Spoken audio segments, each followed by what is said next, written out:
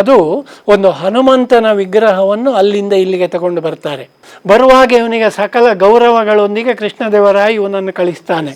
ಆಗ ಪಲ್ಲಕ್ಕಿಯಲ್ಲಿ ಇವನನ್ನು ಹೊತ್ತುಕೊಂಡು ಬರಬೇಕಾಗ್ತದೆ ಗೌರವದ ಮೂಲಕ. ನೋಡಿ ಚೌಟ ಅರಸನ ಒಂದು ಘನತೆ ಹೇಗಿತ್ತು ಆ ಕಾಲದಲ್ಲಿ ಅಂತೇಳಿ. ಪಲ್ಲಕ್ಕಿಯನ್ನು ಹೊರಲಿಕ್ಕೆ ಅಲ್ಲಿಂದ ಬೋವಿಗಳು ಬರ್ತಾರೆ. ಸುಮಾರು 200 ಬೋವಿ ಸಮುದಾಯದವರು ಇವತ್ತಿಗೂ ಮೂಡುಬಿದಿರೆಯಲ್ಲಿ ಇರಬಹುದು. ಅವರು ಎಲ್ಲಿಂದ ಬಂದರು, ಆ ಬಂದಂಥ ಬೋವಿಗಳಿಗೆ ಇಲ್ಲಿ ಅವನು ತಿರುಮಲರಾಯ ಮೂಡುಬಿದಿರೆಯಲ್ಲಿ ಅವನ ಪ್ರದೇಶದಲ್ಲಿ, ಈಗ ಮಾರಿಗುಡಿ ಅಂತ ಉಂಟು ನೋಡಿ, ಮಾರಿಯಮ್ಮನ ದೇವಸ್ಥಾನ, ಅವರಿಗಲ್ಲಿ ದೇವಸ್ಥಾನವನ್ನು ಕಟ್ಟಿಸಿ ಕೊಡ್ತಾನೆ. ಅದರ ಜೊತೆಯಲ್ಲಿ ಇನ್ನೊಂದು ಅದ್ಭುತವಾದಂಥ ಒಂದು ವಿಗ್ರಹವನ್ನು ಕೂಡ ಪಲ್ಲಕ್ಕಿಯಲ್ಲಿ ಇಟ್ಟುಕೊಂಡು ಇಲ್ಲಿಗೆ ಬರಲಾಗ್ತದೆ. ಅದು ಒಂದು ಹನುಮಂತನ ವಿಗ್ರಹವನ್ನು ಅಲ್ಲಿಂದ ಇಲ್ಲಿಗೆ ತಗೊಂಡು ಬರ್ತಾರೆ. ಚೌಟರು ಜೈನ ಧರ್ಮದವರು. ಹೌದು. ಸೊ ಚೌಟರು ಜೈನ ಧರ್ಮದವರಾಗಿದ್ದವರು ಪುತ್ತಿಗೆ ದೇವಸ್ಥಾನ ಆಗಿರ್ಬೋದು, ಸೋಮನಾಥೇಶ್ವರನನ್ನು ನಂಬುವಂಥ ವಿಷಯ ಹೇಗೆ ಕನೆಕ್ಟ್ ಆಗ್ತದೆ ಸರ್ ಇದಕ್ಕೆ?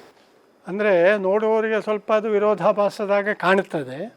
ಆದರೆ ಇದುವೇ ಒಂದು ತುಳುನಾಡಿನ ವಿಶೇಷ. ಇದು ನಾನು ಈಗಾಗಲೇ ನಿಮಗೆ ಆರಂಭದಲ್ಲಿ ಹೇಳಿದ್ದೇನೆ, ತುಳುನಾಡಿನಲ್ಲಿ ಸುಮಾರು 13ಕ್ಕಷ್ಟು ವಿವಿಧ ಮನೆತನಗಳು ಆಳ್ವಿಕೆ ನಡೆಸಿದ್ದಾವೆ. ಭಾಳ ಮಂದಿ ಜೈನರು ಅಂತೇಳಿ.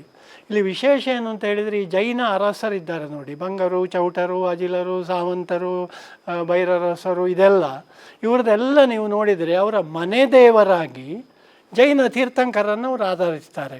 ಆದರೆ ಇಡೀ ಒಂದು ಪಟ್ಟದ ದೇವರಾಗಿ ಅವರು ಗೌರವ ಕೊಡುವಂಥದ್ದು, ಆರಾಧನೆ ಮಾಡುವಂಥದ್ದು ಅದು ಹಿಂದೂ ದೇವರುಗಳನ್ನು. ನಾನು ಕೆಲವು ಉದಾಹರಣೆಗಳನ್ನು ನಿಮಗೆ ಕೊಡಬಹುದು. ಉದಾಹರಣೆಗೆ ವೇಣೂರಿನ ಅಜಿಲರಿದ್ದಾರೆ, ಅವರ ದೇವರು ಮಹಾಲಿಂಗೇಶ್ವರ. ಅಥವಾ ಪಡುಬಿದ್ರೆ ಅರಸರಿದ್ದಾರೆ, ಅವರ ದೇವರು ಮಹಾಲಿಂಗೇಶ್ವರ. ಪುತ್ತಿಗೆ ಅರಸರಿದ್ದಾರೆ, ಅವ್ರದ್ದು ಸೋಮನಾಥೇಶ್ವರ. ಇಲ್ಲಿಯ ಬಂಗ ಅರಸರಿದ್ದಾರೆ, ಅವ್ರದ್ದು ಸೋಮನಾಥೇಶ್ವರ. ಅಂದರೆ ಆಮೇಲೆ ಮೂಲ್ಕಿ ಅರಸರಿದ್ದಾರೆ, ಅವ್ರದ್ದು ಜನಾರ್ದನ. ಅಂದರೆ ನಮ್ಮ ಹಿಂದೂ ದೇವರುಗಳಿಗೆ ಒಂದು ಅವರ ಪಟ್ಟದ ದೇವರಾಗಿ ಅಂಗೀಕರಿಸುವಂಥ ಒಂದು ವಿಶೇಷತೆ ಇದು ತುಳುನಾಡಿಂದು. ಇಲ್ಲಿ ನಾವು ಏನು ಆಲೋಚನೆ ಮಾಡಬೇಕು ಅಂತ ಹೇಳಿದರೆ, ಅವರು ಜೈನ ಅರಸರಾಗಿ ಇಲ್ಲಿ ಆಳ್ವಿಕೆ ಮಾಡಲಿಲ್ಲ, ಅವರು ಜನರ ಅರಸರಾಗಿ ಆಳ್ವಿಕೆ ಮಾಡಿದರು. ಯಾಕೆಂದರೆ ಅವರ ಪ್ರಜೆಗಳೆಲ್ಲ ಜೈನರಲ್ಲ ನೋಡಿ, ಬಹುಸಂಖ್ಯಾತರಾಗಿದ್ದವರು ಜೈನೇತರರು, ಮುಖ್ಯವಾಗಿ ಇತರ ಹಿಂದೂ ದೇವರುಗಳನ್ನು ಆರಾಧನೆ ಮಾಡ್ತಾ ಇದ್ದಂಥವರು. ಆದ್ದರಿಂದ ಎಲ್ಲರನ್ನೂ ಎಲ್ಲರನ್ನೂ ಒಳಗೂಡಿಕೊಂಡು ನಮ್ಮ ರಾಜ್ಯಭಾರವನ್ನು ಮಾಡಬೇಕು ಅಂತ ಹೇಳುವ ದೃಷ್ಟಿಯಿಂದ, ಅವರಿಗೆ ನಮ್ಮ ದೇವರನ್ನು ಒಂದು ಬಲಾತ್ಕಾರವಾಗಿ ಅವರ ಮೇಲೆ ಹೇರಬಾರದು ಅಂತ ಹೇಳುವ ದೃಷ್ಟಿಯಿಂದ ಒಂದು ಉದಾರ ದೃಷ್ಟಿಯನ್ನು ಇಟ್ಟುಕೊಂಡು ಅವರು ಆ ಪ್ರದೇಶದ ಒಂದು ದೇವರುಗಳು, ಹೆಚ್ಚಿನ ಜನ ಆರಾಧನೆ ಮಾಡುವಂಥ ದೇವರುಗಳು ಯಾರಿದ್ದಾರೆ, ಆ ದೇವರುಗಳನ್ನು ಅವರು ತಮ್ಮ ಪಟ್ಟದ ದೇವರು ಅಂತ ಹೇಳುವಂಥ ನೆಲೆಯಲ್ಲಿ ವಿಶೇಷವಾದ ಗೌರವವನ್ನು ಕೊಟ್ಟು ಆರಾಧನೆ ಮಾಡಲಿಕ್ಕೆ ಶುರು ಮಾಡಿದರು. ಇಲ್ಲಿ ಒಂದು ಮಾತು ನಾನು ಹೇಳಬೇಕು, ಇವತ್ತಿಗೆ ಕೂಡ ಚೌಟರ ಅರಮನೆಯ ಒಂದು ಭಾಗದಲ್ಲಿ ಸೋಮನಾಥೇಶ್ವರನಿಗೆ ಒಂದು ಚಿಕ್ಕ ಒಂದು ಸೂಕ್ತವಾದ ಸ್ಥಾನವನ್ನು ಕೊಟ್ಟಿದ್ದಾರೆ. ಮೊನ್ನೆ ನಾನು ಹೋದಾಗ ಅಲ್ಲಿ ಒಬ್ಬರು ಪ್ರಸನ್ನ ತಂತ್ರಿಗಳು ಅಂತ ಇದ್ದಿರಬೇಕು, ಏದಾಡಿಯವರು. ಅವರು ಅತ್ಯಂತ ಒಂದು ಪ್ರಾಮಾಣಿಕವಾಗಿ ಒಂದು ಸರಿಯಾಗಿ ಶಾಸ್ತ್ರಸಿದ್ಧವಾಗಿ ಅಲ್ಲಿ ಪೂಜೆ ಮಾಡ್ತಾ ಇದ್ದರು. ಅಲ್ಲಿ ಯಾರೂ ಇರಲಿಲ್ಲ. ಅಂದರೆ ಇವತ್ತಿಗೆ ಕೂಡ ಅರಮನೆಯವರು ಸೋಮನಾಥೇಶ್ವರನಿಗೆ ತಮ್ಮ ಅರಮನೆಯ ಒಂದು ಭಾಗದಲ್ಲಿ ಸ್ಥಾನವನ್ನು ಕೊಟ್ಟಿದ್ದಾರೆ. ಮಾತ್ರ ಅಲ್ಲ, ಅವರ ಕುಲದೇವರಾಗಿ ಅಥವಾ ಅವರ ಫ್ಯಾಮಿಲಿ ಅಥವಾ ಅವರ ಮನೆ ದೇವರಾಗಿರುವವರು ಪಾರ್ಶ್ವನಾಥ ದೇವರು ಇರಬಹುದು. ಆದರೆ ಅವರ ರಾಜ್ಯದ ದೇವರಾಗಿ, ಅವರ ಪಟ್ಟದ ದೇವರಾಗಿ ಅವರು ಸೋಮನಾಥನನ್ನು ಆರಾಧಿಸುವಂಥದ್ದು, ಸೋಮನಾಥನಿಗೆ ಗೌರವ ಕೊಡುವಂಥದ್ದು. ನೋಡಿ, ಅವರ ಬಿರುದಿನಲ್ಲಿ ಒಂದು ಕಡೆ ಬರ್ತದೆ, ಶ್ರೀ ಸೋಮನಾಥೇಶ್ವರ ದೇವರ ಪಾದ ಪದ್ಮಾರಾಧಕರು ಅಂತ ಹೇಳುವಂತಹ ಒಂದು ಬಿರುದು ಕೂಡ ಬರ್ತದೆ. ಇದು ಒಂದು ರೀತಿಯ ಮುಕ್ತವಾದಂತಹ ಒಂದು ದೃಷ್ಟಿ. ಅಂದರೆ ಪ್ರಜೆಗಳಿಗೆ ಪೂರಕವಾಗಿ ರಾಜನಿರಬೇಕು, ಪ್ರಜೆಗಳಿಗೆ ಹಿತವಾಗುವಂಥ ರೀತಿಯಲ್ಲಿ ರಾಜ ವರ್ತಿಸಬೇಕು ಅಂತ ಹೇಳುವಂತಹ. ನೋಡಿ, ನೀವು ಇಡೀ ನಮ್ಮ ಇಲ್ಲಿಯ ಈ ಪ್ರದೇಶದಲ್ಲಿ ಅಷ್ಟು ಸಮಯ ಆಡಳಿತ ಮಾಡಿದರೂ ಕೂಡ ಯಾವುದೇ ಜೈನ ಧರ್ಮವನ್ನು ಬಲಾತ್ಕಾರವಾಗಿ ಜನರ ಮೇಲೆ ಹೇರಿದಂತಹ ಒಂದೇ ಒಂದು ಉದಾಹರಣೆ ನಮಗಿಲ್ಲಿ ಸಿಗ್ತಾ ಇಲ್ಲ. ಆದ್ದರಿಂದ ಒಂದು ಜನರ ದೇವರಾಗಿ, ಅವರ ಒಂದು ಆಳ್ವಿಕೆಯ ಪ್ರದೇಶದ ದೇವರಾಗಿ ಅವರು ಸೋಮನಾಥನನ್ನು ಅಂಗೀಕರಿಸಿದ್ರು ಅಂತ ಹೇಳುವಂಥದ್ದು ನಾವಿಲ್ಲಿ ವಿಶೇಷವಾಗಿ ಗಮನಿಸಬೇಕಾಗ್ತದೆ. ಅರಮನೆಯಲ್ಲಿ ದಿನನಿತ್ಯ ಪೂಜೆ ಸೋಮನಾಥೇಶ್ವರಿಗೆ ಆಗ್ತದೆ, ಇವತ್ತಿಗೂ ಕೂಡ ಆಗ್ತದೆ, ಇವತ್ತಿಗೆ ಕೂಡ ಅಲ್ಲಿ ಆಗ್ತದೆ. ದೇವಾಲಯದಲ್ಲಿ ಹೇಗೂ ಆಗ್ತದೆ.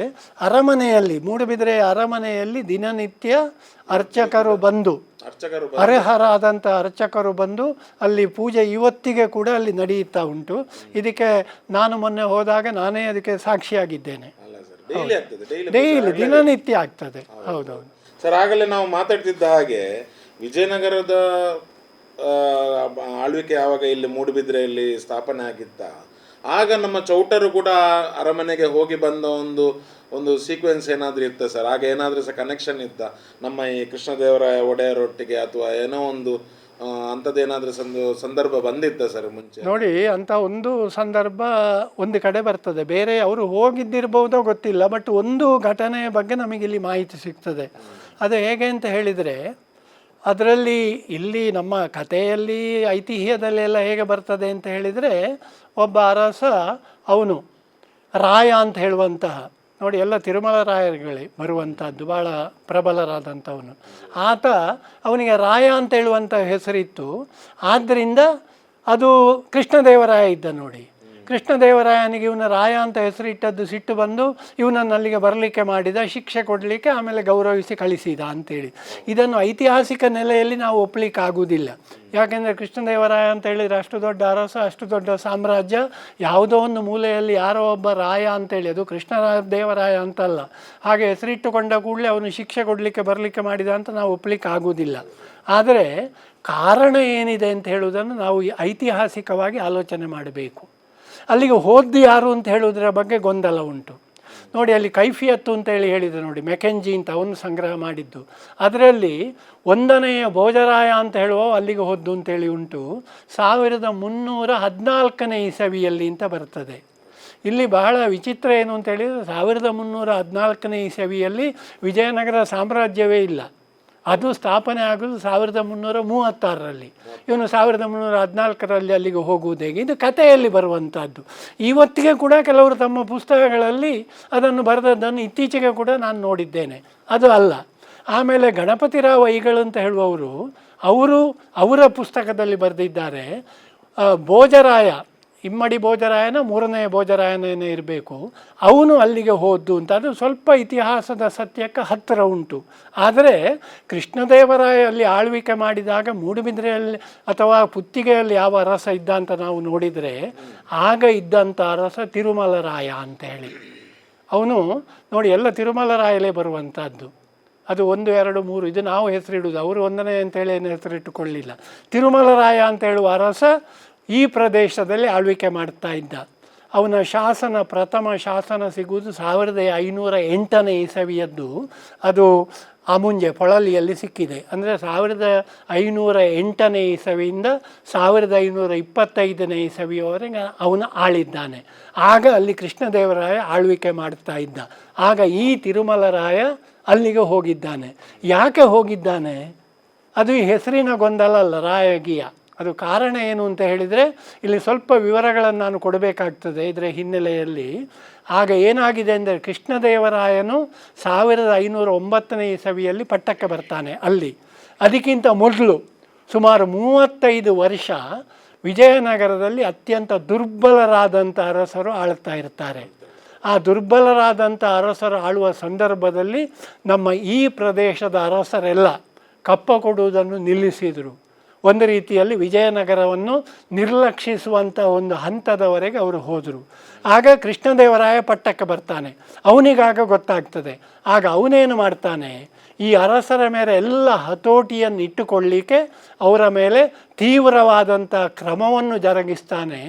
ಆ ಹಿನ್ನೆಲೆಯಲ್ಲಿ ಪುತ್ತಿಗೆಯಿಂದ ತಿರುಮಲರಾಯ ಅಲ್ಲಿಗೆ ಹೋಗಿರಬೇಕು ಅಂತೇಳಿ. ನೋಡಿ, ಇಲ್ಲಿ ಒಂದು ವಿಶೇಷ ಘಟನೆ ಏನಿದೆ, ಎಲ್ಲಿ ಕೂಡ ಪ್ರಸ್ತಾಪ ಆಗಲಿಲ್ಲ. ಇದನ್ನು ವಿಶೇಷವಾಗಿ ನಾನಿಲ್ಲಿ ಹೇಳಬೇಕು. ಕೃಷ್ಣದೇವರಾಯ ವಿಜಯನಗರದ ಅವನು ಮಂಗಳೂರಿಗೆ ಬಂದಿದ್ದಾನೆ. ಬಂದಂತಾದ್ದಕ್ಕೆ ಶಾಸನದ ಒಂದು ದಾಖಲೆ ಉಂಟು. ಅಲ್ಲಿ ಕಳಸ ಅಂತ ಹೇಳಿ ನಿಮಗೆ ಗೊತ್ತಿರಬಹುದು, ಚಿಕ್ಕಮಗಳೂರು ಜಿಲ್ಲೆಯಲ್ಲಿ ಕಳಸ ಅಂತ ಉಂಟು. ಅಲ್ಲಿ ಕಳಸೇಶ್ವರ ದೇವಸ್ಥಾನದಲ್ಲಿ ಒಂದು ಶಾಸನ ಉಂಟು, 1516ನೇ ಇಸವಿಯದ್ದು. ಆಗ ಕೃಷ್ಣದೇವರಾಯ ಆಡಳಿತ ಮಾಡ್ತಾ ಇದ್ದ. ಆ ಶಾಸನದಲ್ಲಿ ಕೃಷ್ಣದೇವರಾಯನು ತನ್ನ ದಂಡನ್ನು ಕೂಡಿಕೊಂಡು ತುಳು ರಾಜ್ಯದ ಮೇಲೆ ದಾಳಿ ಮಾಡಿ ಮಂಗಳೂರುವರೆಗೆ ಹೋಗಿ ಅಲ್ಲಿ ಭುವನ ಶಾಲೆ ಅಂತ ಹೇಳುವಂಥ ಒಂದು ಸ್ಥಳದಲ್ಲಿ ಅವನು ಬೀಡು ಬಿಟ್ಟು ನಂತರ ಹಿಂದಕ್ಕೆ ಹೋದ ಅಂತೇಳಿ. ಈಗ ಕೃಷ್ಣದೇವರಾಯ ತುಳುನಾಡಿಗೆ ಯಾಕೆ ಬರಬೇಕಿತ್ತು? ಅಷ್ಟು ದೊಡ್ಡ ಅರಸ ಯಾಕೆ ಬರಬೇಕಿತ್ತು ಅಂತ ಹೇಳಿದರೆ, ಇಲ್ಲಿ ಅರಸರೆಲ್ಲ ಅವರ ವಿಜಯನಗರದ ಒಂದು ವಿರುದ್ಧವಾಗಿ ಕಾರ್ಯಾಚರಣೆಯನ್ನು ಮಾಡಿಕೊಂಡು ಅಲ್ಲಿಗೆ ಕಪ್ಪ ಕಾಣಿಕೆಯನ್ನು ಕೊಡುವುದನ್ನು ಬಿಟ್ಟುಕೊಂಡು ಸರ್ವ ಸ್ವತಂತ್ರವಾಗಿ ಆಳ್ವಿಕೆ ಮಾಡಲಿಕ್ಕೆ ಒಂದು ಹಂತದಲ್ಲಿ ಆತ ಇಲ್ಲಿಗೆ ಬಂದು ಆ ಪ್ರಮಾದಗಳನ್ನೆಲ್ಲ ಸರಿಪಡಿಸಿಕೊಳ್ಳಬೇಕಾಯಿತು. 1516ನೇ ಇಸವಿಯಲ್ಲಿ ಅವನು ಬಂದದ್ದು. ಆಮೇಲೆ ಕಪ್ಪ ಎಲ್ಲ ಕೊಡಲಿಕ್ಕೆ ಈ ತಿರುಮಲರಾಯ ಆ ಕಾಲದಲ್ಲಿದ್ದವ ನೋಡಿ, ಅವಂದೇ ಅಲ್ಲಿ ಪುತ್ತಿಗೆಯಲ್ಲಿ ಅಲ್ಲಿ ಒಂದು ಶಾಸನ ಉಂಟು ನೋಡಿ, 1512ನೇ ಇಸವಿಯಲ್ಲದು. ಅದು ಇದೇ ತಿರುಮಲರಾಯಂದು, ವಿಜಯನಗರಕ್ಕೆ ಹೋದ ಒಂದು. ಅವನು ಅಲ್ಲಿಗೆ ವಿಜಯನಗರಕ್ಕೆ ಹೋಗ್ತಾನೆ, ಅಲ್ಲಿ ಕಪ್ಪ ಕಾಣಿಕೆ ಇತ್ಯಾದಿಗಳನ್ನೆಲ್ಲ ಕೊಡ್ತಾನೆ. ಅಲ್ಲಿಂದ ಬರುವಂಥ ಸಂದರ್ಭದಲ್ಲಿ ನಾನು ಆರಂಭದಲ್ಲಿ ಎಲ್ಲಿ ಹೇಳಿರಬೇಕು, ಇದು ಇಲ್ಲಿ ಅರಸ ಅಲ್ಲಿಗೆ ಹೋದದ್ದು ವಿಜಯನಗರದ ಆ ಹಿಂದೆ ಬರುವ ಸಂದರ್ಭದಲ್ಲಿ ಮೂಡುಬಿದಿರೆಯ ಒಂದು ವಿಚಾರದಲ್ಲಿ ಅನೇಕ ಬದಲಾವಣೆಗಳಿಗೆ ಕಾರಣ ಆಯಿತು ಅಂತೇಳಿ ಅವನಿಗೆ ಅನೇಕ ಸುವಸ್ತುಗಳನ್ನೆಲ್ಲ ಕೊಟ್ಟು ಅಲ್ಲಿ ಗೌರವವನ್ನು ಕೊಟ್ಟು ಇವನು ಕಪ್ಪವನ್ನೆಲ್ಲ ಕೊಂಡೋಗಿದ್ದಾನೆ ನೋಡಿ. ಅವನನ್ನು ಕೃಷ್ಣದೇವರಾಯ ಇಲ್ಲಿಗೆ ವಾಪಸ್ಸು ಕಳಿಸ್ತಾನೆ. ಆ ಕಳಿಸುವಂಥ ಸಂದರ್ಭದಲ್ಲಿ ಅವನ ಜೊತೆಯಲ್ಲಿ ಅವನ ಪಲ್ಲಕ್ಕಿಯನ್ನು ಹೊತ್ತುಕೊಂಡು ಇಲ್ಲಿಗೆ ಬರಬೇಕಾಗ್ತದೆ. ಯಾರು? ಅಲ್ಲ, ಇವಂದು ಇಲ್ಲಿಯದ್ದು. ಇವನಿಗೆ ಹಿಂದೆ ಬರಬೇಕು ತಿರುಮಲರಾಯ ಅಲ್ಲಿಂದ. ಇವನು ಹೋದ್ದು ಕೆಲವು ಜನವನ್ನು ಮಾತ್ರ ತಗೊಂಡು, ಇವನು ಹೆಚ್ಚು ಜನರನ್ನು ತಗೊಂಡು ಹೋಗಲಿಲ್ಲ. ಅಲ್ಲಿ ಬರ್ತದೆ ಇವನ ಪ್ರಧಾನಿಯನ್ನು ಕರ್ಕೊಂಡು ಹೋಗಿದ್ದಾನೆ, ನಾರಣಪ್ಪಯ್ಯ ಅಂತ ಹೆಸರು ಬರ್ತದೆ. ಇವನ ಸೈನ್ಯದ ಅಧಿಕಾರಿಯನ್ನು ಕೊಂಡು ಹೋಗಿದ್ದಾನೆ. ಸೈನ್ಯ ತಗೊಂಡು ಹೋಗಲಿಲ್ಲ, ಒಂದು 50 ಜನ ಹೋಗಿದ್ದಾರೆ ಅಷ್ಟೇ. ಬರುವಾಗ ಇವನಿಗೆ ಸಕಲ ಗೌರವಗಳೊಂದಿಗೆ ಕೃಷ್ಣದೇವರಾಯ ಇವನನ್ನು ಕಳಿಸ್ತಾನೆ. ಆಗ ಪಲ್ಲಕ್ಕಿಯಲ್ಲಿ ಇವನನ್ನು ಹೊತ್ತುಕೊಂಡು ಬರಬೇಕಾಗ್ತದೆ ಗೌರವದ ಮೂಲಕ. ನೋಡಿ ಚೌಟ ಅರಸನ ಒಂದು ಘನತೆ ಹೇಗಿತ್ತು ಆ ಕಾಲದಲ್ಲಿ ಅಂತೇಳಿ. ಆ ಪಲ್ಲಕ್ಕಿಯನ್ನು ಹೊರಲಿಕ್ಕೆ ಅಲ್ಲಿಂದ ಬೋವಿಗಳು ಬರ್ತಾರೆ. ಬೋವಿಗಳು ಇವತ್ತು ಕೂಡ ಇಲ್ಲಿ ಬೋವಿಗಳ ಒಂದು ನೆಲೆ ಉಂಟು. ನಾನು ಮೊನ್ನೆ ಹೋಗಿ ಅವರ ಹಿರಿಯರನ್ನು ಕೂತುಕೊಂಡು ಮಾತನಾಡಿಸಿದ್ದೆ. ಇಲ್ಲಿ ಬೋವಿ ಕೇರಿ ಅಂತೇಳಿ ಉಂಟಂತೆ. ಆ ಬೋವಿ ಕೇರಿಯಲ್ಲಿ ಮತ್ತು ಸುತ್ತಮುತ್ತಲೂ ಸುಮಾರು 50 ಬೋವಿ ಜನಾಂಗ ಸಮುದಾಯದವರ ಮನೆಗಳು ಇವತ್ತು ಉಂಟು. ಸುಮಾರು 200 ಬೋವಿ ಸಮುದಾಯದವರು ಇವತ್ತಿಗೂ ಮೂಡುಬಿದಿರೆಯಲ್ಲಿ ಇರಬಹುದು. ಅವರು ಎಲ್ಲಿಂದ ಬಂದರು? ಅವರು ವಿಜಯನಗರದಿಂದ ಬಂದವರು. ಯಾಕೆ ಬಂದರು? ಆ ಪಲ್ಲಕ್ಕಿಯನ್ನು ಹೊರುವ ಮೂಲಕ ಇವತ್ತು ಕೂಡ ಅವರನ್ನು ಪಲ್ಲಕ್ಕಿ ಬೋವಿಯರು ಅಂತ ಕರೆಯುತ್ತಾರಂತೆ. ಇವತ್ತಿಗೆ ಕೂಡ ಪಲ್ಲಕ್ಕಿಯನ್ನು ಹೊರುವ ಇವತ್ತಿಗೂ ಕೂಡ ಸಂಪ್ರದಾಯವನ್ನು ಅನುಸರಿಸ್ತಾ ಇದ್ದಾರೆ. ಈಗ ಪಲ್ಲಕ್ಕಿ ಹೊರುವಂಥದ್ದು ನಮ್ಮಲ್ಲಿ ಕಡಿಮೆ ಆಗಿದೆ. ಮೊದಲು ಅವರು ಹಿರಿಯರೇ ಹೇಳಿದರು, ಮದುವೆಗಳಲ್ಲಿ ನಾವು ಪಲ್ಲಕ್ಕಿಯನ್ನು ಹೊತ್ತದ್ದುಂಟು, ದೇವಸ್ಥಾನ ಇದರಲ್ಲಿ ಬಸದಿಗಳಲ್ಲೆಲ್ಲ ಪಲ್ಲಕ್ಕಿ ಹೊತ್ತದ್ದುಂಟು ಅಂತೇಳಿ. ಆ ಬೋವಿಗಳು ಅಲ್ಲಿಂದ ಇಲ್ಲಿಗೆ ಬರ್ತಾರೆ. ಆ ಬಂದಂಥ ಬೋವಿಗಳಿಗೆ ಇಲ್ಲಿ ಅವನು ತಿರುಮಲರಾಯ ಮೂಡುಬಿದಿರೆಯಲ್ಲಿ ಅವನ ಪ್ರದೇಶದಲ್ಲಿ ಈಗ ಮಾರಿಗುಡಿ ಅಂತ ಉಂಟು ನೋಡಿ, ಮಾರಿಯಮ್ಮನ ದೇವಸ್ಥಾನ. ಅಲ್ಲಿ ಅವರಿಗೆ ದೇವಸ್ಥಾನ ಇಲ್ಲಿ ಇದರಲ್ಲಿ ಸ್ವರಾಜ್ಯ ಮೈದಾನ ಅಲ್ಲಿರುವಂಥ ಅಲ್ಲಿ 2 ಮಾರಿಗುಡಿ ಉಂಟು. ಅದು ಹೊಸ್ತು ಒಂದು ಹಳೆಯ ಮಾರಿಗುಡಿ ಉಂಟು ನೋಡಿ. ಆ ಮಾರಿಗುಡಿಯನ್ನು ಕಟ್ಟಿಸಿಕೊಟ್ಟದ್ದು ಅಲ್ಲಿಂದ ಬಂದಂತಹ ಆ ಬೋವಿಗಳಿಗೆ. ಬೋವಿಗಳು ಅಂದರೆ ಅವರು ಇದನ್ನು ಹೊತ್ತುಕೊಂಡು ಬರುವವರು ಪಲ್ಲಕ್ಕಿಯನ್ನು. ಅವರಿಗೆ ಅಲ್ಲಿ ದೇವಸ್ಥಾನವನ್ನು ಕಟ್ಟಿಸಿ ಕೊಡ್ತಾನೆ. ಹಾಗೆ ಬೋವಿಯವರು ಇಲ್ಲಿಗೆ ಬಂದರು. ಅದರ ಜೊತೆಯಲ್ಲಿ ಇನ್ನೊಂದು ಅದ್ಭುತವಾದಂಥ ಒಂದು ವಿಗ್ರಹವನ್ನು ಕೂಡ ಪಲ್ಲಕ್ಕಿಯಲ್ಲಿ ಇಟ್ಟುಕೊಂಡು ಇಲ್ಲಿಗೆ ಬರಲಾಗ್ತದೆ. ಅದು ವಿಜಯನಗರದ ಆ ವಿಗ್ರಹವನ್ನು ನೋಡಿದ ಕೂಡಲೇ ನಮಗೆ ಗೊತ್ತಾಗ್ತದೆ, ಶಿಲ್ಪಶಾಸ್ತ್ರದ ಜ್ಞಾನ ಇದ್ದವರಿಗೆ ಗೊತ್ತಾಗ್ತದೆ ಅದು ವಿಜಯನಗರದ ಕಾಲದ ವಿಗ್ರಹ ಅಂತೇಳಿ. ಅದು ಒಂದು ಹನುಮಂತನ ವಿಗ್ರಹವನ್ನು ಅಲ್ಲಿಂದ ಇಲ್ಲಿಗೆ ತಗೊಂಡು ಬರ್ತಾರೆ. ಅದು ಕೂಡ ಅಲ್ಲಿಂದ ಇವನಿಗೆ ಕೊಟ್ಟಂಥ ಕೊಡುಗೆ. ಹಾಗೆ ತಿರುಮಲರಾಯ ಅಲ್ಲಿ ಹೋದವ ಬೋವಿಗಳ ಜೊತೆ ಬರ್ತಾನೆ ಪಲ್ಲಕ್ಕಿಯಲ್ಲಿ. ಇಲ್ಲಿ ಮಾರಿಯಮ್ಮನ ಗುಡಿ ಅವರಿಗೆ ಬೇಕಾಗಿ ಕಟ್ಟಿಸ್ತಾನೆ. ಒಟ್ಟಿಗೆ ಹನುಮಂತನ ವಿಗ್ರಹ ಕೂಡ ಇಲ್ಲಿಗೆ ಬರ್ತದೆ. ಇವತ್ತು ನಾವು ಏನು ಹನುಮಂತನ ದೇವಸ್ಥಾನದಲ್ಲಿ ವಿಗ್ರಹವನ್ನು ನೋಡ್ತೇವೆ, ಅದು 100 ಕಿಲೋಮೀಟರ್ ದೂರದಿಂದ ಆ ಕಾಲದಲ್ಲಿ ವಿಜಯನಗರದಿಂದ ಇಲ್ಲಿಗೆ ಸಾಗಿ ಬಂದಂತಹ ಬೋವಿಗಳು ಪಲ್ಲಕ್ಕಿಯಲ್ಲಿ ಹುಟ್ಟುಕೊಂಡು ಬಂದಂತಹ ವಿಗ್ರಹ ಅದು. ಆ ವಿಗ್ರಹ ಅದು ಇಲ್ಲಿ ನಮ್ಮಲ್ಲಿ ಮೂಡುಬಿದಿರೆಗೆ ಬಂತು ಅಂತೇಳಿ. ಮೂಡುಬಿದ್ರೆ ಅಂತ ಹೇಳಿದ ತಕ್ಷಣ ಇನ್ನೊಂದು ಹೆಸರು ಬರೋದೇ ನಮ್ಮ ಹನುಮಂತ. ಹೌದು. ಸೊ ಹನುಮಂತ ದೇವರ ಬಗ್ಗೆ ಹೇಳುದು ಅಂತಾದ್ರೆ ಸರ್, ಮೂಡುಬಿದ್ರೆಯಲ್ಲಿ ನೆಲೆಸಿದ ಮೇಲೆ ಏನೆಲ್ಲ ಅದ್ಭುತಗಳೆಲ್ಲ ಆಗಿದೆ ಅದರ ಬಗ್ಗೆ ಜನಗಳಿಗೆ ತುಂಬ ಕುತೂಹಲ ಕೂಡ ಉಂಟು. ಸೊ ಅದರ ಬಗ್ಗೆ ಹೇಳುದು ಅಂತಾದರೆ ನೀವೀಗ ಹೇಳಿದಿರ ಅದು ಆ ಕಾಲದಲ್ಲಿ ಪಲ್ಲಂಕಿಯಲ್ಲಿ ಮೂಡುಬಿದಿರೆಗೆ ಬಂತು, ರಾಜ ನಮಗೆ ಮರ್ಯಾದೆಯಲ್ಲಿ ಕೊಟ್ಟಂತ ವಿಜಯನಗರದಿಂದ. ಹೌದು. ಸೊ ನಾವು ಮೂಡುಬಿದ್ರೆಯಲ್ಲಿ ಹನುಮಂತನ ಬಗ್ಗೆ ಮಾತಾಡೋದು ಅಂತಾದರೆ ಏನು ಹೇಳ್ತೀರಿ? ನೋಡಿ, ಅಲ್ಲಿ ಏನಾಗ್ತದೆ ಅಂದರೆ ಅಲ್ಲಿ ಹನುಮಂತನ ವಿಗ್ರಹ ಇಲ್ಲಿಗೆ ಬಂತು. ವಿಗ್ರಹವನ್ನು ಏನು ಮಾಡಬೇಕು ಅಂತ ಹೇಳುವಂಥ ಒಂದು ಗೊಂದಲ. ನೋಡಿ, ಅದನ್ನೇನು ಮಾಡುವುದು? ಆಗ ಈ ಅರಸರ ತಿರುಮಲರಾಯ ಏನು ಮಾಡಿದ, ಆತ ಅದನ್ನು ತೆಗೆದುಕೊಂಡು ಹೋಗಿ ಪುತ್ತಿಗೆಯಲ್ಲಿ, ಆಗ ಅರಮನೆ ಇದ್ದದ್ದು, ಮೂಡುಬಿದಿರೆಯಲ್ಲಿ ಅರಮನೆ ಇಲ್ಲ, ಇದು ನನ್ನ ಒಂದು ಅಭಿಪ್ರಾಯ, ಇದು ಅರಮನೆಯಲ್ಲಿ ಇಟ್ಟ ಅಂತ ಬರ್ತದೆ. ಮೂಡುಬಿದಿರೆ ಅರಮನೆಯಲ್ಲಿಂತ ಸಾಮಾನ್ಯರಲ್ಲಿ ಒಂದು ನಂಬಿಕೆ ಉಂಟು. ಆದರೆ ಮೂಡುಬಿದಿರೆಯಲ್ಲಿ ಅರಮನೆ ಬರುವುದು ನಂತರ. ತಿರುಮಲರಾಯನ ಕಾಲದಲ್ಲಿ, ಕೃಷ್ಣದೇವರಾಯನ ಕಾಲದಲ್ಲಿ ಅರಮನೆ ಕೇಂದ್ರ ಇದ್ದದ್ದು ಪುತ್ತಿಗೆಯಲ್ಲಿ. ಹೌದು. ಆಗ ಆ ವಿಗ್ರಹವನ್ನು ತಗೊಂಡು ಹೋಗಿ ಆ ಪುತ್ತಿಗೆ ಅರಮನೆಯಲ್ಲಿ ಇಡ್ತಾನೆ. ಪುತ್ತಿಗೆ ಅರಮನೆಯಲ್ಲಿ ನಿತ್ಯ ಅದಕ್ಕೆ ಪೂಜೆ ಸಲ್ತಾ ಇರ್ತದೆ ಪುತ್ತಿಗೆ ಅರಮನೆಯಲ್ಲಿ. ಆಮೇಲೆ ಏನಾಗ್ತದೆ, ಆ ಪುತ್ತಿಗೆ ಅರಮನೆ ಅದು ಇದು ಸುಟ್ಟು ಅದು ಇದೆಲ್ಲ ಪ್ರಾಬ್ಲಮ್ ಆಯಿತು ನೋಡಿ. ಆ ಸಂದರ್ಭದಲ್ಲಿ ಇಲ್ಲಿ ಅರಮನೆಯನ್ನು ಕಟ್ಟಿದ್ದಾರೆ, ಇಲ್ಲಿ ಮೂಡುಬಿದಿರೆಯಲ್ಲಿ 1643 ಇಸವಿಯಲ್ಲಿ. ಆಗ ಹನುಮಂತನ ವಿಗ್ರಹ ಕೂಡ ಅರಮನೆಗೆ ಬರ್ತದೆ, ದೇವಸ್ಥಾನ ಇಲ್ಲ ಆಗ ಅವನಿಗೆ, ಅರಮನೆಗೆ ಬರ್ತದೆ. ಆಗ ಅರಮನೆಗೆ ಬಂದಂಥ ಸಂದರ್ಭದಲ್ಲಿ ಶ್ರೀನಿವಾಸ ಮಲ್ಯ ಅಂತ ಹೇಳುವಂಥ ಒಬ್ಬ ಗೌಡ ಸಾರಸ್ವತ ಸಂಪ್ರದಾಯದವರು. ಆಗ ಇಲ್ಲಿ ಬಹಳ ಮಂದಿ ಗೌಡ ಸಾರಸ್ವತರು ಇಲ್ಲಿ ಬಂದು ನೆಲೆಸಿರಲಿಲ್ಲ, ಬಹಳ ಕಡಿಮೆ ಸಂಖ್ಯೆಯಲ್ಲಿದ್ದರು. ಅವರು ಬಂದದ್ದು ಸುಮಾರು 1560 ಇಸವಿಯ ನಂತರ ಇಲ್ಲಿಗೆ ಹೆಚ್ಚು ಬಂದದ್ದು. ಆಗ ಹೆಚ್ಚು ಇರಲಿಲ್ಲ, 1516 ಆ ಸಂದರ್ಭದಲ್ಲಿ. ಆಗ ಆ ಶ್ರೀನಿವಾಸ ಮಲ್ಯ ಅಂತ ಹೇಳುವಂಥ ಗೌಡ ಸಾರಸ್ವತ ಬ್ರಾಹ್ಮಣರ ಒಬ್ಬರು, ಅವರು ದಿನನಿತ್ಯ ಹೋಗಿ ಅರಮನೆಯಲ್ಲಿ ಹೋಗಿ, ಮೂಡುಬಿದಿರೆ ಹೊಸ ಅರಮನೆಯಲ್ಲಿ, ಅಲ್ಲಿ ಆ ದೇವರಿಗೆ ಹನುಮಂತನಿಗೆ ಪೂಜೆ ಮಾಡ್ತಾ ಇರ್ತಾರೆ. ಆಮೇಲೆ ಯಾವುದೋ ಒಂದು ಕಾರಣ ಇರಬಹುದು, ನಮಗೆ ಗೊತ್ತಿಲ್ಲ, ಶ್ರೀನಿವಾಸ ಮಲ್ಯರು ಬೇಡಿಕೆಯನ್ನು ಕೊಟ್ಟರೋ ಅಥವಾ ಚೌಟ ಅರಸರೇ ಅವರಿಗೆ ಕೊಟ್ಟರೋ, ಅವರಿಗೆ ಆ ವಿಗ್ರಹವನ್ನು ಕೊಟ್ಟು ಅವರಿಗೆ ಒಂದು ಚಿಕ್ಕ ದೇವಸ್ಥಾನವನ್ನು ನಿರ್ಮಾಣ ಮಾಡುವಂಥ ಒಂದು ಅವಕಾಶವನ್ನು ಮಾಡಿಕೊಡ್ತಾರೆ ಮೂಡುಬಿದಿರೆಯಲ್ಲಿ. ಆ ಪ್ರದೇಶದಲ್ಲಿ ಸ್ವಲ್ಪ ಅದು ಬಹಳ ಚಿಕ್ಕ ಒಂದು ದೇವಸ್ಥಾನ ಆಗಿತ್ತದು. ಅದು ಬಹಳ ಏನು ದೊಡ್ಡ ಈಗಿನ ವೈಭವದ ದೇವಸ್ಥಾನ ಆಗಿರಲಿಲ್ಲ. ಆಮೇಲೆ ಸುಮಾರು 1933 ಇಸವಿಯಲ್ಲ, ಸರಿ ನನಗೆ ಗೊತ್ತಿಲ್ಲ, ಅಲ್ಲಿ ಬೊಂಬೈಯ ಒಬ್ಬರು, ಅವರ ಹೆಸರು ಬರ್ತಾ ಇಲ್ಲ, ಅವರು ಗೌಡ ಸಾರಸ್ವತ ಬ್ರಾಹ್ಮಣರು, ಇಲ್ಲಿಗೆ ಸಂಬಂಧಪಟ್ಟವರು. ಅವರು ಆ ವಿಗ್ರಹಕ್ಕೆ ಇನ್ನೊಂದು ಅದಕ್ಕಿಂತ ದೊಡ್ಡ ಒಂದು ಇದನ್ನು ಕಟ್ಟಿಕೊಡ್ತಾರೆ. ಯಾವುದು? ಗುಡಿಯನ್ನು ಕಟ್ಟಿಕೊಡ್ತಾರೆ. ಈಗ ನಾನೊಂದು 40-45 ವರ್ಷಗಳ ಹಿಂದೆ ಮೂಡುಬಿದಿರೆಗೆ ಬಂದಾಗ ಇದ್ದದ್ದು ಆ ಗುಡಿ, ಸುಮಾರು 1933 ಆ ಸಂದರ್ಭದಲ್ಲಿ ಕಟ್ಟಿದಂಥ ಗುಡಿ. ನಾನು ಬಂದಾಗ ಹಳೆ ಗುಡಿ ಇರಲಿಲ್ಲ, ಆ ಗುಡಿ ಇದ್ದದ್ದು. ಆ ಗುಡಿಯನ್ನು ನಂತರ 1991 ಇಸವಿಯಲ್ಲಿ ಇರಬೇಕು, ನನ್ನ ನೆನಪಿಗೆ ಬಂದ ಹಾಗೆ. ಈಗ ನಾವೇನು ಹನುಮಂತನ ದೇವಸ್ಥಾನ ಕಾಣುತ್ತದೆ, ಆ ದೇವಸ್ಥಾನ ನಿರ್ಮಾಣ ಆಯಿತು. ಈಗ ನೀವು ಇದರ ಮೂಡುಬಿದಿರೆಯ ಹನುಮಂತನನ್ನು ಹಿಂಬಾಲಿಸಿಕೊಂಡು ಹೋದರೆ ನೀವು ನೇರವಾಗಿ ಹಂಪಿ ವಿಜಯನಗರಕ್ಕೆ ಹೋಗಬೇಕಾಗ್ತದೆ. ಅಲ್ಲಿಂದ ಬಂದಂಥ ಹನುಮಂತ ಪುತ್ತಿಗೆ ಅರಮನೆಯನ್ನು ಸೇರಿ, ಮೂಡುಬಿದಿರೆ ಅರಮನೆಯನ್ನು ಸೇರಿ, ಗೌಡ ಸಾರಸ್ವತ ಬ್ರಾಹ್ಮಣರ ಈಗ ಹಸ್ತಾಂತರಿಸಲ್ಪಟ್ಟು ಚಿಕ್ಕ ಒಂದು ಗುಡಿಯಲ್ಲಿದ್ದು, ಆಮೇಲೆ ಅದಕ್ಕಿಂತ ಸ್ವಲ್ಪ ದೊಡ್ಡ ದೇವಾಲಯದಲ್ಲಿ ಇದ್ದುಕೊಂಡು, ಆಮೇಲೆ ಕೊನೆಗೆ 1991 ಇಸವಿಯ ನಂತರ ವೈಭವಯುತವಾದಂಥ ಈಗಿನ ಕಟ್ಟಿದಂಥ ದೇವಾಲಯದಲ್ಲಿ, ಹೀಗೆ ಇದರ ಇತಿಹಾಸ ಈ ರೀತಿಯಲ್ಲಿ ಹೋಗ್ತದೆ ಅಂತೇಳಿ.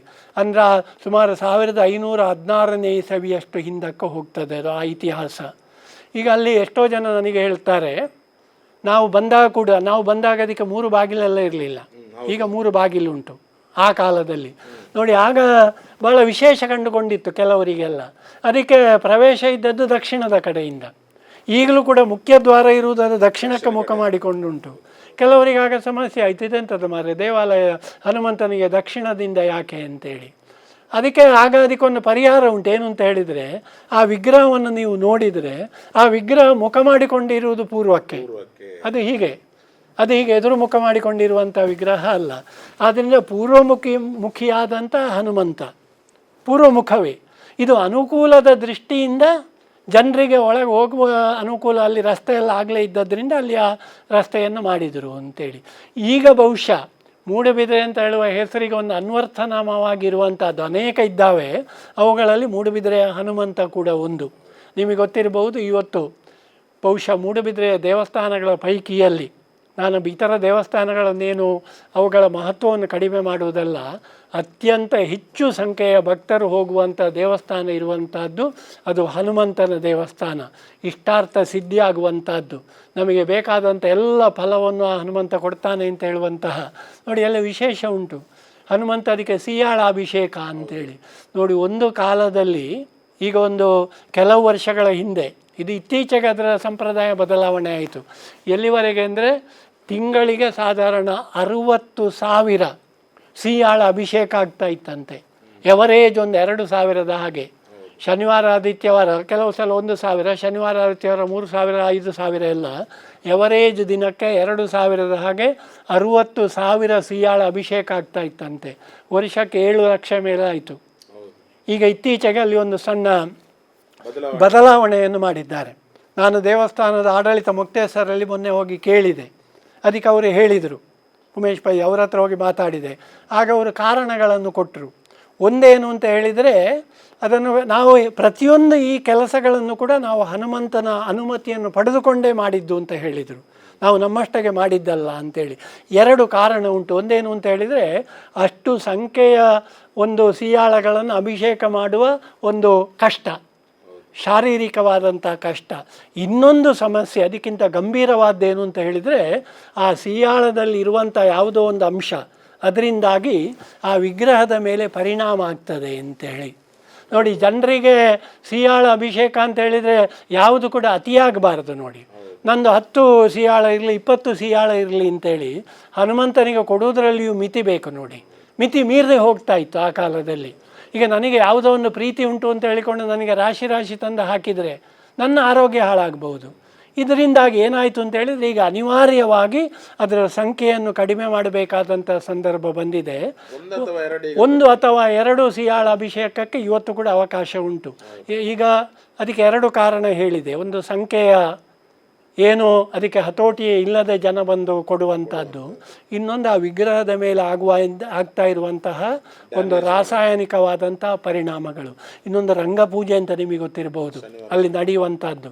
ದಿನನಿತ್ಯ ನಡೆಯುತ್ತೆ ರಂಗಪೂಜೆ, ಶನಿವಾರ ಅಲ್ಲ, ನಿತ್ಯ ಉಂಟು. ಹೌದು, ಇದು ರಂಗಪೂಜೆಗೆ ನಿಮಗೆ ಹೇಗೆ ಅಂತ ಹೇಳಿದರೆ ಅಲ್ಲಿ ದಿನ ಸಿಕ್ಕುವುದಿಲ್ಲ. ಯಾಕೆಂದರೆ ಅಷ್ಟು ರಂಗಪೂಜೆಗಳು. ನೋಡಿ, ಆರಂಭದಲ್ಲಿ 1 ರಂಗಪೂಜೆ ಇದ್ದದ್ದಂತೆ, ಆಮೇಲೆ 2 ಮಾಡಿದರು, ಆಮೇಲೆ 3 ಮಾಡಿದರು, ಆಮೇಲೆ 5 ಮಾಡಿದರು, ಆಮೇಲೆ ದಿನಕ್ಕೆ 7 ಮಾಡಿದರು. ಈಗ 9 ರಂಗಪೂಜೆಗಳು ನಡೆಯುತ್ತದೆ ಅಲ್ಲಿ. ಅಷ್ಟಾದರೂ ಕೂಡ ವರ್ಷದಲ್ಲಿ ರಂಗಪೂಜೆಗಳಿಗೆ ಬರುವಂಥ ಜನರ ಸಂಖ್ಯೆಯನ್ನು ನಿಯಂತ್ರಿಸಲಿಕ್ಕೆ ಆಗುವುದಿಲ್ಲ ಅಂಥೇಳಿ. ಇಷ್ಟು ಯಾಕೆ ಭಜಕರು ಸಿಯಾಳವನ್ನು ಕೊಡ್ತಾರೆ, ಇಷ್ಟು ಯಾಕೆ ಭಜಕರು ಅಲ್ಲಿ ಬಂದು ಇದು ಮಾಡ್ತಾರೆ? ಅವರಿಗೆ ಅದರಿಂದ ಒಂದು ಮನಸ್ಸಿಗೆ ಸಮಾಧಾನ ಇರಬಹುದು ಅಥವಾ ದೇವರ ಕೃಪೆ ಇರಬಹುದು. ಆದ್ದರಿಂದ ಇವತ್ತಿಗೆ ನನಗೆ ಕಾಣುವ ಹಾಗೆ ಆ ಮೂಡುಬಿದಿರೆಯ ಹನುಮಂತ ಅಂತ ಹೇಳಿದರೆ ಅದು ಕೇವಲ ಮೂಡುಬಿದಿರೆ ಅಲ್ಲ, ಜಿಲ್ಲೆ ಮಾತ್ರ ಅಲ್ಲ, ಬೆಂಗಳೂರು ಮೈಸೂರಿಂದ ಕೂಡ ಜನ ಬರುವಂಥವರು ಇದ್ದಾರೆ. ಇದು ಆ ಹನುಮಾನ್ ದೇವಸ್ಥಾನದ ಬಗ್ಗೆ ಇರುವಂತಹ ಸಂಕ್ಷಿಪ್ತವಾದಂಥ ಒಂದು ಮಾಹಿತಿ. ಭಾರಿ ಪ್ರಬಲವಾಗಿರುವಂಥ, ಹೌದು, ಅದು ತುಂಬ ಬಲಯುತವಾದ ಪ್ರಬಲವಾದ ಹೌದೌದು. ತುಂಬಾ ಜನ ನಂಬ್ತಾರೆ ಕೂಡ ಸರ್. ಅದರ ಪಕ್ಕದಲ್ಲೇ ನೋಡಿದ್ರೆ ವೆಂಕಟರಮಣ ದೇವಸ್ಥಾನ ಕೂಡ ಇದೆ, ಸ್ವಲ್ಪ ಬದಿಯಲ್ಲಿ ಹೋಗುದು ಅಂತಾದ್ರೆ ಅದರ ಬಗ್ಗೆ ನೀವೇನ್ ಹೇಳ್ತೀರಿ ಸರ್? ನೋಡಿ, ವೆಂಕಟರಮಣ ದೇವಸ್ಥಾನದ ಬದಿಯಲ್ಲೇ ವೆಂಕಟರಮಣ ದೇವಸ್ಥಾನ ಅದು ಗೌಡ ಸಾರಸ್ವತ ಬ್ರಾಹ್ಮಣರಿಗೆ ಸಂಬಂಧಪಟ್ಟಂಥ ಒಂದು ದೇವಸ್ಥಾನ. ಅದು ಅಲ್ಲಿ ಸಮೀಪದಲ್ಲಿ ಇರುವುದರಿಂದ ಅದರ ಬಗ್ಗೆ ಕೆಲವು ಮಾತುಗಳನ್ನು, ಮತ್ತು ಅದು ಗೌಡ ಸಾರಸ್ವತರ ಒಂದು ಕೇಂದ್ರ ಆದ್ದರಿಂದ ಅದರ ಬಗ್ಗೆ ಕೆಲವು ಮಾತು ಹೇಳಬೇಕು. ನೋಡಿ, ಅದು ಯಾವಾಗ ಕಟ್ಟಲ್ಪಟ್ಟಿತು ಅಂತ ಹೇಳಿ ನಮಗೆ ಸರಿ ಗೊತ್ತಿಲ್ಲ, ಅದರ ದಾಖಲೆಗಳಿಲ್ಲ. ಇತ್ತೀಚೆಗೆ ನನ್ನ ಮಿತ್ರರಾದಂತಹ ಶ್ರೀ ಗಣೇಶ್ ಕಾಮತ್ ಅವರು ವೇಣುಪುರದ ಒಡೆಯ ಅಂತ ಒಂದು ಪುಸ್ತಕವನ್ನು ಬರೆದಿದ್ದಾರೆ. ಅದರಲ್ಲಿ ಕೂಡ ಅವರು ಸಾಕಷ್ಟು ಅದರ ಬಗ್ಗೆ ಚರ್ಚೆ ಮಾಡಿದ್ದಾರೆ. ಅದರಲ್ಲಿ ಕೂಡ ಅದರ ಯಾವಾಗ ಕಟ್ಟಲ್ಪಟ್ಟಿತು ಅಂತ ಹೇಳುವ ಇತಿಹಾಸ ನಮಗೆ ಗೊತ್ತಾಗುವುದಿಲ್ಲ. ಅಂದರೆ ಸುಮಾರು 1560ನೇ ಇಸವಿಯ ನಂತರ ಅಲ್ಲಿ ಗೋವಾದಲ್ಲಿ ಪೋರ್ಚುಗೀಸರು ಬಹಳ ಪ್ರಬಲರಾದರು. ಈಗ ನಮ್ಮಲ್ಲಿ ಏನು ನಾವು ಗೌಡ ಸಾರಸ್ವತ ಬ್ರಾಹ್ಮಣರು ಅಂತ ಕರೀತೇವೆ, ಕರಾವಳಿಯ ಉದ್ದಕ್ಕೂ ಕೂಡ ಅವರನ್ನು ಕೊಂಕಣಿ ಬ್ರಾಹ್ಮಣರು ಅಂತ ಕರೆಯುತ್ತಾರೆ. ನೋಡಿ, ಅವರು ಕೊಂಕಣು ಮತ್ತು ಗೋವಾ ಪ್ರದೇಶಕ್ಕೆ ಸೇರಿದವರು ಮೂಲವಾಗಿ. ಆಮೇಲೆ ಬೇರೆ ಬೇರೆ ಕಾರಣದಿಂದ ಪೋರ್ಚುಗೀಸರ ಇದಕ್ಕಿಂತ ಮೊದಲೇ ಅವರು ಬರ್ತಾ ಇದ್ದರು, ಇಲ್ಲಿ ಎಲ್ಲ ನೆಲೆ ನಿಂತಿದ್ದಾರೆ. ಆದರೆ ವ್ಯಾಪಕವಾಗಿ ಸಾವಿರಾರು ಸಂಖ್ಯೆಯಲ್ಲಿ ಅವರು ವಲಸೆ ಹೋಗಲಿಕ್ಕೆ ಆರಂಭ ಆದ್ದು ಪೋರ್ಚುಗೀಸರ ಕ್ರೌರ್ಯರಿಂದಾಗಿ. ಅವರ ಮೇಲೆ ಮತಾಂತರ ಮಾಡುವಂಥದ್ದು, ಅವರ ದೇವಸ್ಥಾನಗಳನ್ನು ನಾಶ ಮಾಡುವುದು, ಧಾರ್ಮಿಕವಾಗಿ ಅವರ ಮೇಲೆ ದಬ್ಬಾಳಿಕೆಯನ್ನು ಮಾಡುವುದು, ಇದನ್ನು ತಪ್ಪಿಸಲಿಕ್ಕೆ ಅಂತ ಅವರು ಅಲ್ಲಿಂದ ಬರಲಿಕ್ಕೆ ಶುರು ಮಾಡಿದರು. ಹಾಗೆ ಬಂದಂಥವರು ಬೇರೆ ಬೇರೆ ಕಡೆ ನೆಲೆಸಿದರು, ಮೂಡುಬಿದಿರೆಯಲ್ಲಿ ಕೂಡ ನೆಲೆಸಿದರು. ಆಗ ಒಂದು ಕುಟುಂಬದ ದೇವರಾಗಿದ್ದದ್ದು ಆ ವೆಂಕಟರಮಣ. ಅದು ಇಡೀ ಗೌಡ ಸಾರಸ್ವತ ಬ್ರಾಹ್ಮಣ ಸಮಾಜದ ಒಂದು ದೇವರಾಗಿ ಇರಲಿಲ್ಲ, ಒಂದು ಕುಟುಂಬಕ್ಕೆ ಸೀಮಿತವಾದಂತಹ, ವಶಿಷ್ಠ ಗೋತ್ರದವರೇನು ನನಗೆ ಸರಿ ಗೊತ್ತಿಲ್ಲ, ಅವರಿಗೆ ಸೀಮಿತವಾದಂಥ ಒಂದು ಮನೆ ದೇವರಾಗಿದ್ದಂಥ ದೇವಸ್ಥಾನ. ಆಮೇಲೆ ಗೌಡ ಸಾರಸ್ವತರ ಸಮಾಜ ದೊಡ್ಡದಾದ ಹಾಗೆ, ಅವರ ಸಂಖ್ಯೆ ಹೆಚ್ಚಾದ ಹಾಗೆ ಅಲ್ಲಿ ಒಂದು ಬೇಡಿಕೆ ಬಂತು, ಈ ದೇವರನ್ನು ನಾವು ಸಮಾಜದ ದೇವರನ್ನಾಗಿ ಮಾಡಬೇಕು ಅಂತೇಳಿ. ಆದ್ದರಿಂದ 1888 ಇಸವಿಯಲ್ಲಿ ಆ ಕುಟುಂಬದ ದೇವರಾಗಿದ್ದಂತಹ ವೆಂಕಟರಮಣ ಮೂಡುಬಿದಿರೆಯ ಗೌಡ ಸಾರಸ್ವತ ಬ್ರಾಹ್ಮಣರ ಸಮಾಜದ ದೇವರಾಗಿ ಪರಿವರ್ತನೆ ಹೊಂದಿದರು. ಮಧ್ಯೆ ಪುನಃ ಇನ್ನೊಮ್ಮೆ ಕುಟುಂಬದ ದೇವರಾಗಿ ಹೋಗ್ಲಿಕ್ಕುಂಟು, ಪುನಃ ಸಮಾಜದ ದೇವರಾಗಿ. ಈಗ ನನಗೆ ಗೊತ್ತಿದ್ದಾಗೆ ಸುಮಾರು 1934 ಇಸವಿಯಿಂದ ಅದು ಸಂಪೂರ್ಣವಾಗಿ ಇಲ್ಲಿಯ ಗೌಡ ಸಾರಸ್ವತ ಬ್ರಾಹ್ಮಣರ ಸಮಾಜದವರ ಮುಖ್ಯ ದೇವರಾಗಿ ಇಲ್ಲಿ ಆರಾಧನೆಗೊಳ್ತಾ ಇರುವಂಥ ಒಂದು ದೇವರು. ಅದ್ಭುತವಾದ ದೇವಸ್ಥಾನ. ಹೌದು ನೋಡಿ, ಒಂದು ಕಾಲದಲ್ಲಿ ಆ ಸಾರಸ್ವತ ಬ್ರಾಹ್ಮಣರಲ್ಲಿ ಬಂದ ಸಂದರ್ಭದಲ್ಲಿ ಅವರಿಗೆ ಅಂತಲೇ ಒಂದು ಕೇರಿ ನಿರ್ಮಾಣ ಆಯ್ತಂತೆ, ಹೊಸ ಕೇರಿ ಅಂತೇಳಿ. ಇಲ್ಲಿ 1800 ಇಸವಿಯ ಇದು ಹೇಳಿದೆ ನೋಡಿ ನಾನು, ಮೆಕೆಂಜಿ ಕೈಪಿಯತ್ತು ಅಂತ 1800 ಇಸವಿಯಲ್ಲಿ. ಅದರಲ್ಲಿ ಈ ದೇವರು ಹನುಮಂತ ದೇವರನ್ನು ಹೊಸಕೇರಿಯ ಹನುಮಂತ ಅಂತೇಳಿ ಅಲ್ಲಿ ಬರ್ತದೆ. ಅದರಲ್ಲಿ ಗೌಡ ಸಾರಸ್ವತ ಬ್ರಾಹ್ಮಣರ ದೇವಸ್ಥಾನ ಬರುವುದಿಲ್ಲ, ಯಾಕೆಂದರೆ ಆಗ ದೇವಸ್ಥಾನ ಒಂದು ಸಾಮಾಜಿಕವಾಗಿದ್ದ ಬಗ್ಗೆ ಸ್ವಲ್ಪ ಸಂಶಯ ಉಂಟು. ಈಗ ಅದು ಕೂಡ ಒಂದು ಪ್ರಧಾನ ದೇವಸ್ಥಾನ ಆಗಿ, ಈಗ ಗೌಡ ಸಾರಸ್ವತ ಬ್ರಾಹ್ಮಣರಿಗೆ ಸಂಬಂಧಪಟ್ಟ ಹಾಗೆ 3 ದೇವಸ್ಥಾನಗಳು, ಒಂದು ಅಲ್ಲಿ ಮಹಾಮಾಯಿ ದೇವಸ್ಥಾನ ಉಂಟು, ಆಮೇಲೆ ಇಲ್ಲಿ ಲಕ್ಷ್ಮೀ ವೆಂಕಟೇಶ್ವರ ದೇವಸ್ಥಾನ ಉಂಟು ಪೊನ್ನೆಚಾರಿಯಲ್ಲಿ, ಮತ್ತು ಇದು 3 ಮುಖ್ಯವಾದಂಥ ದೇವಸ್ಥಾನಗಳನ್ನು ನಾವು ಕಾಣ್ತೇವೆ ಇಲ್ಲಿ ಅವರಿಗೆ ಸಂಬಂಧಪಟ್ಟದ್ದು.